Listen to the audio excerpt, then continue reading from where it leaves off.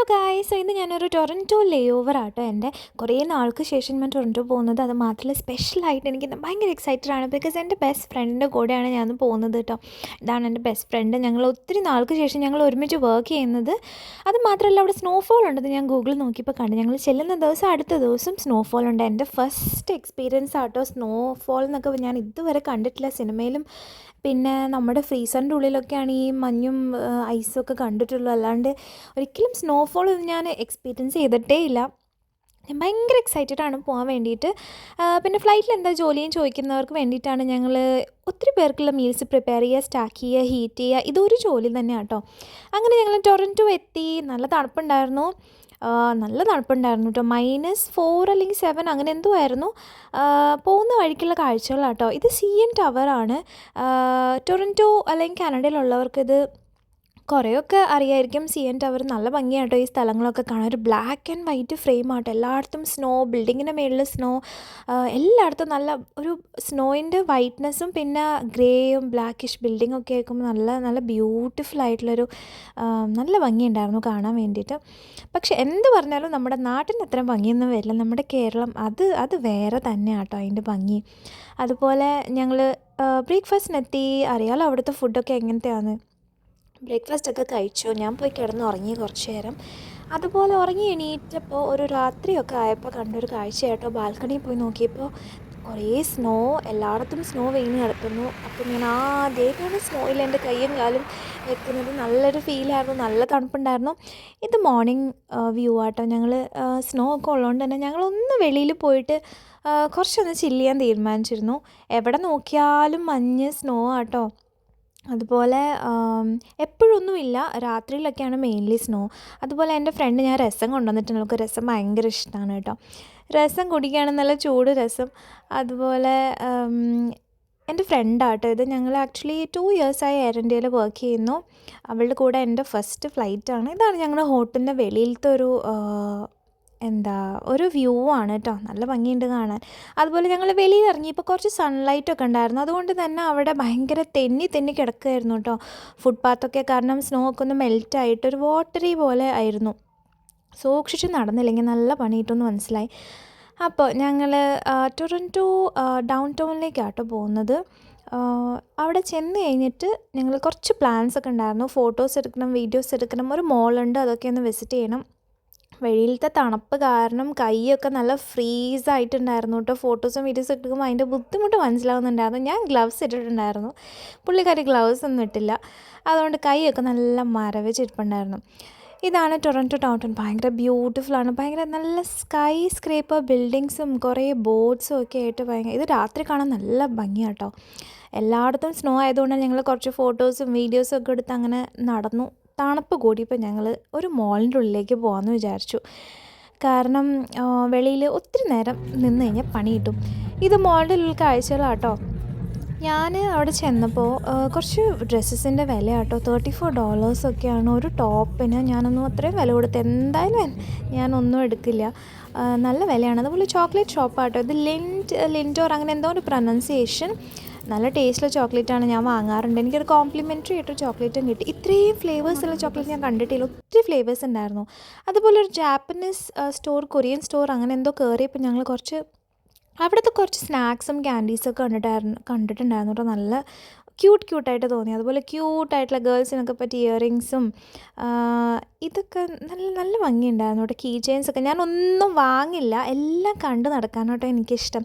അത്യാവശ്യം വന്നാൽ മാത്രമേ വാങ്ങുള്ളൂ. മോളിൻ്റെ ഉള്ളിൽ ഇങ്ങനെ കുറേ വലിയൊരു മോളാണ്. കുറേ ഇങ്ങനെ അങ്ങോട്ടും ഇങ്ങോട്ടും ഒക്കെ നടക്കാനുണ്ട്. ഞങ്ങളൊന്നും വാങ്ങിയിട്ടൊന്നുമില്ല. എന്തെങ്കിലും അത്യാവശ്യം വന്ന കുറച്ച് സാധനങ്ങൾ മാത്രമേ വാങ്ങിയിട്ടുള്ളൂ കേട്ടോ. അതുപോലെ കാനഡ നോക്കുമ്പോൾ എനിക്ക് എക്സ്പെൻസീവായിട്ടാണ് തോന്നുന്നത്.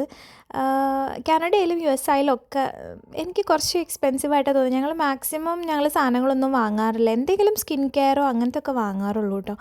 കാരണം അതിൻ്റെ ക്വാളിറ്റി നമ്മുടെ നാട്ടിൽ നിന്ന് അവിടുത്തെ കുറച്ച് വ്യത്യാസമാണ്. പിന്നെ ഞാനൊരു കാര്യം കാണിച്ചു. എനിക്ക് ഭയങ്കര ചിരി വന്നൊരു കാര്യമാണ്. ഞാനൊരു ഡ്രസ്സ് കണ്ടു, ഒരു ഔട്ട്ഫിറ്റ്, ഒരു പാൻറ്റാട്ടോ.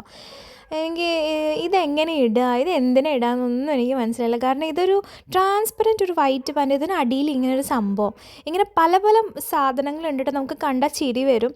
പക്ഷേ ഒരിക്കലും ഇതല്ല. അതൊക്കെ അവരുടെ സ്റ്റൈലും കൾച്ചറാണ്. ജസ്റ്റ് നമുക്കത് കാണുമ്പോൾ വെളിയിലത്തെ ഒരു ഇത് കാണുമ്പോൾ ഒരു ഒരു ഫണ്ണായിട്ട് തോന്നും, അത്രേ ഉള്ളൂ. പിന്നെ ഞങ്ങൾ അടുത്തുള്ള വേറൊരു ചെറിയൊരു മോളിലും കൂടെ പോയിട്ടുണ്ടായിരുന്നു കേട്ടോ. അവിടെ നിന്ന് കുറച്ച് സാധനങ്ങൾ, ബേസിക് ബാത്ത് ഐറ്റംസ് ഒക്കെ വാങ്ങാമെന്ന് വിചാരിച്ച് പോയതാണ്.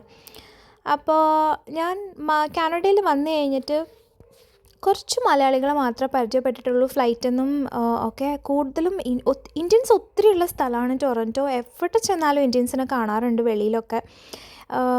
എവിടെ ചെന്നാലും ഇന്ത്യൻസ് ഉണ്ടാവും. കുറേ ഇന്ത്യൻസുള്ള സ്ഥലമായിട്ട് ടൊറൻറ്റോ. ബേസിക്കലി ഞാൻ കമ്പയർ ചെയ്യുമ്പോൾ US-നേക്കാളും ഞാൻ കൂടുതൽ ഇന്ത്യൻസിനെ കണ്ടിട്ടുള്ള ടൊറൻറ്റോ കാനഡ സൈഡാണ്.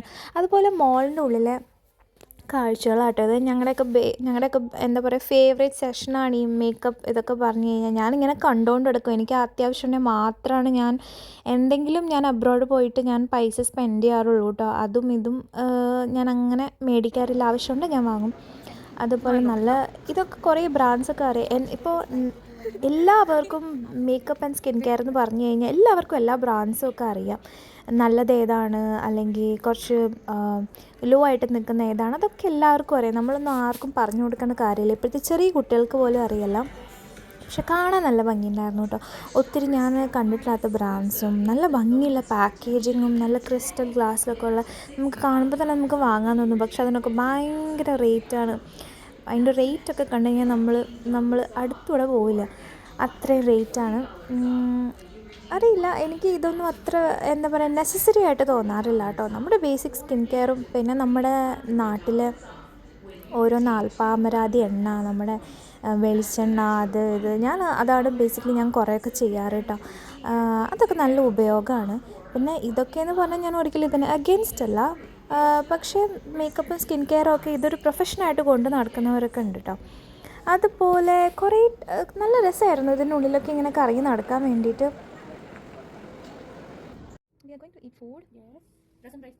കാഴ്ചകളൊക്കെ കണ്ടിട്ട് ഞങ്ങളുടെ ക്രൂ ലൗഞ്ചിലെത്തി, ഹോട്ടലിലെത്തി, തിരിച്ചെത്തി. നടക്കാനുള്ള ദൂരം ഉണ്ടായിരുന്നുള്ളൂ. ഞങ്ങൾ കുറച്ച് ഫുഡൊക്കെ കൊണ്ടുവന്നിട്ടുണ്ടായിരുന്നു പാക്ക് ചെയ്തിട്ട് നാട്ടിൽ നിന്ന്.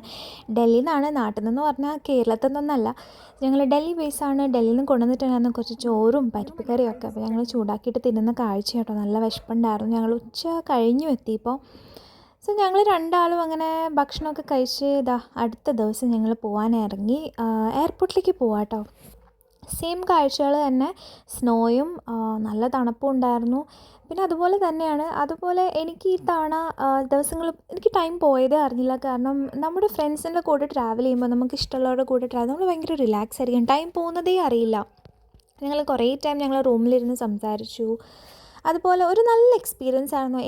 ഞാൻ ചെയ്തിട്ടുള്ള ഫ്ലൈറ്റിൽ വെച്ചിട്ട് ഏറ്റവും റിലാക്സ്ഡ് ആയിട്ട് ചെയ്ത ഫ്ലൈറ്റായിരുന്നു കേട്ടോ ഇത്. അതുപോലെ ഞങ്ങളിതാ എയർപോർട്ടിലാണ്. ഫ്ലൈറ്റ് ഒരു 13 മിനിറ്റ് ഡിലേ ആണ്. അങ്ങനെ ഫ്ലൈറ്റിൽ കയറി ബോർഡിംഗ് എല്ലാം കഴിഞ്ഞു. അപ്പോൾ ഒരു കുഞ്ഞൊരു ഗസ്റ്റിനെ ഞങ്ങൾക്ക് കിട്ടിയിട്ട് നല്ല ക്യൂട്ടൊരു ബേബി ആയിരുന്നു കേട്ടോ. അങ്ങനെ ഞങ്ങൾ ആളുടെ കൂടെ ഭയങ്കരമായിട്ട് എൻജോയ് ചെയ്ത് ഞങ്ങളിതാ